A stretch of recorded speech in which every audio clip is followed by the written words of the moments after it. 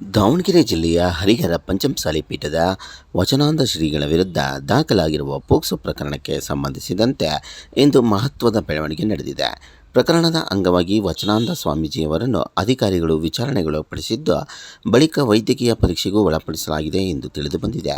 ಇನ್ನು ನೊಂದ ಬಾಲಕನ ಮೇಲೆ ದೌರ್ಜನ್ಯ ಆರೋಪದ ಹಿನ್ನೆಲೆಯಲ್ಲಿ ಪ್ರಕರಣ ದಾಖಲಾಗಿದ್ದು, ಈಗಾಗಲೇ ತನಿಖೆ ಚುರುಕುಗೊಂಡಿದೆ.